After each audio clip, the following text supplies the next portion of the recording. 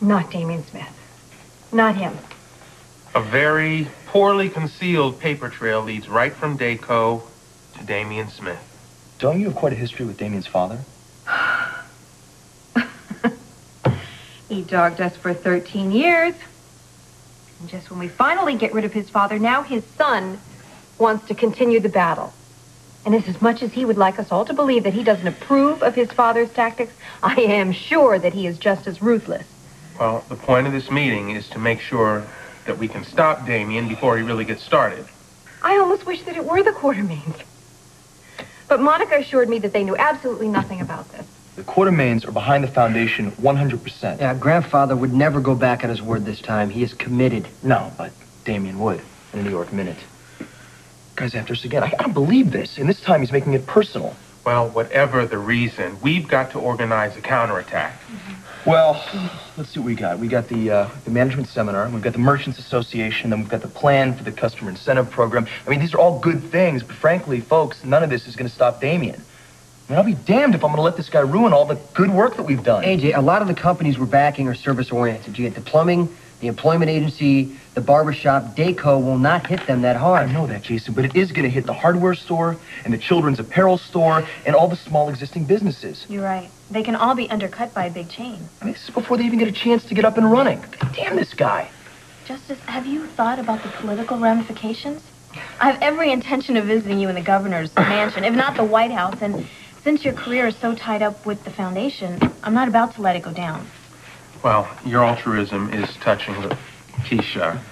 Yes, I'm aware of the politics. But think about Royal Street, that beautiful, tree-lined, quiet street where Lucky plays with Foster because it's so safe. That's where Bradley and then Idas and David played stickball and rode their bikes when they were children.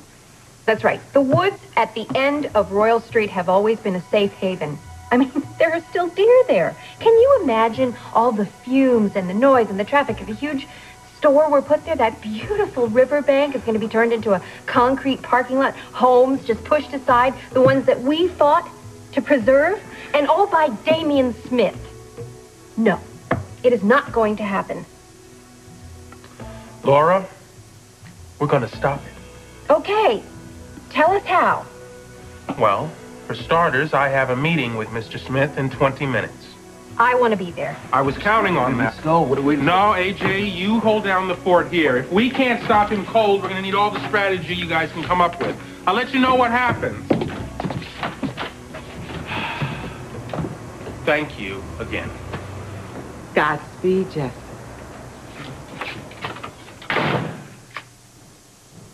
Uh-oh. Watch this. Watch This. And 5, 4, 3, 2, 1. My baby! Oh. She says she prefers to stay here with us. She doesn't want to go see that nasty Damion Smith. We're going to be fine, Laura. Really. Go. Thank you. You're welcome, my sweetie. Go. Mama's in quite a state, isn't she? And don't we love her for it? Huh? Don't we? Every economic renewal area needs an anchor. Dayco will anchor Charles Street. Not only in a wide variety of retail goods at lower prices, but it will also create jobs. First in construction and later in sales and maintenance. Even in management positions, there'll be workers' benefits, job security, a sense of stability. And you, as a community leader, must endorse this investment in the future. I suppose that depends on the future we're investing in. See, I prefer one where capital is provided by local resources who care about the folks they're investing in. Where management positions are filled by people who know the product and the customers. Small town. Good old-fashioned Americana. Let me paint a quick scenario for you. You bring Dayco in here, low prices, everyone flocks to your stores. In a very short while, the local merchants are out of business. Dayco achieves its monopoly on the market. You raise prices, slowly but steadily. There's no competition. The retail consumer's just plain out of luck, and in the process, Charles Street gets raped. What a predatory creature you make me out to be.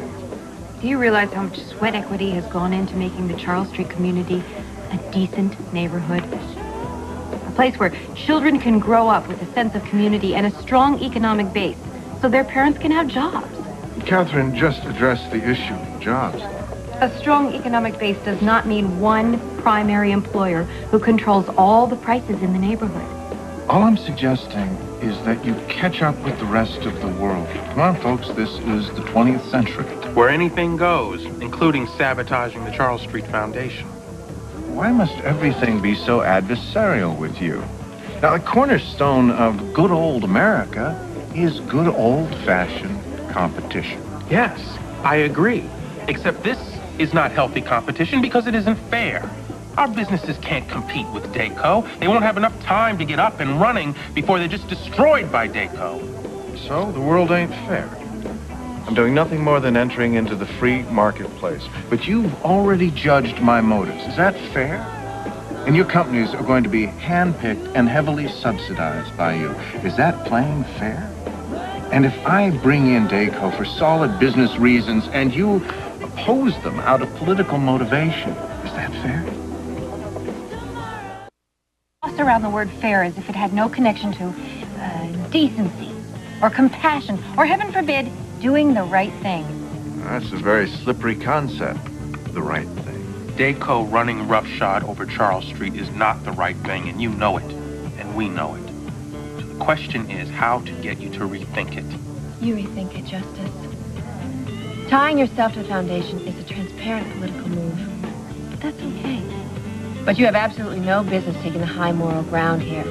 Your interests serve you. Our interests serve us. But we happen to think what's best for the community is progressive thinking. But progress means change, and you seem opposed to progress and change. You know, she's right. That can be politically very unhealthy. This shouldn't be about politics or money or even progress if it means that it's going to trash people's lives. With all due respect, your personal concerns are not necessarily what's best for the community as a whole. I am part of the community. It's our neighborhood and you can't have it. Okay? So, you make your money somewhere else. In Charles Street, we're going to fight you every step of the way, and we are going to win. I think she said it all.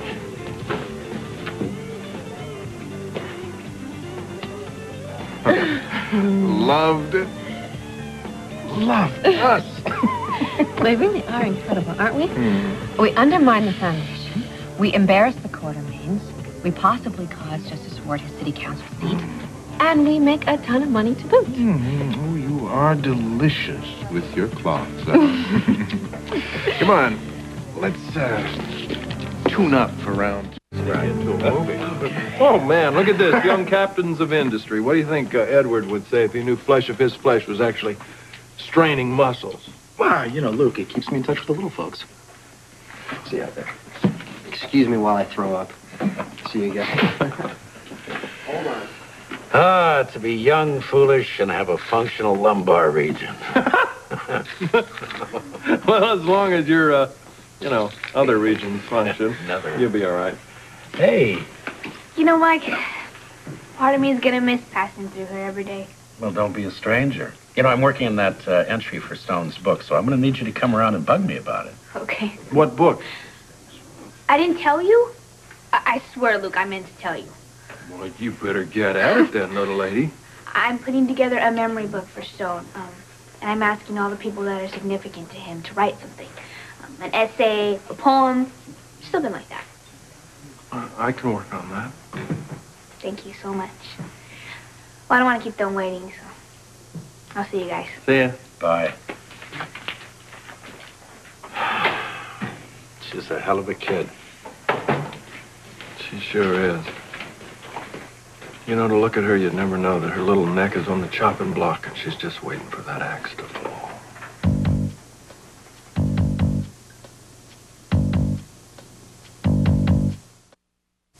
Well, somebody woke up on the wrong side of bed this morning. Wasn't the side of the bed, Mike. It's the location. It just keeps getting further and further from my wife. And further from my kids. That's why it makes me crazy when I look at Robin. Which must be logical in some convoluted way. I think that little girl needs her father right now, you know, in a way that she probably has never needed him in her life, but he's dead. She has no choice. Now, my daughter, Lulu, on the other hand, has a living, breathing semblance of a father. You know what she did the other day? Lulu? No clue. Lucky told me this. Now, he's in his room doing his homework, you know, and she's already been put to bed in her little crib. Well, all of a sudden, he looks up, and there she is. She's crawling into his room. And, you know, just looking at him, laughing her goofy little head off. So he picks her up, and he puts her back in her crib, goes back to his room, starts studying again. 10 minutes later, there she is again. So this time when he puts her back to bed, you know, he hangs out in the hall, and he watches. My little pink baby girl is pulling herself up onto the railings of the crib. She's rolling over the top of it, man, and she's dropping all the way down to the floor. A regular crib? Yeah, about yay high. Now, the only way to get peace of mind here is to, you know, pile a bunch of pillows down there because you can't stop her. She's going to do it. So she's already making her moves, you know. My child has no fear. Scares the hell out of me. Because I'm supposed to be out there making the world safe? Ha! Ha! Man, she's already making her moves. What happens when she gets to be Robin's age? God, I hope they have a cure for this thing by then.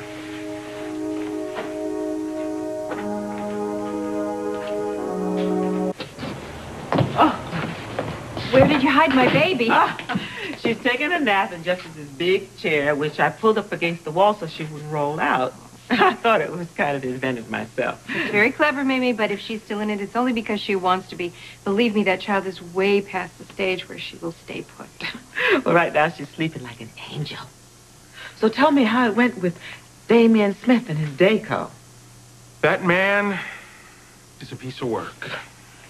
Not only did we not put a dent in Damion Smith, but we had to listen to that awful Katherine Bell lecture us about what's good for this community. As if she knew.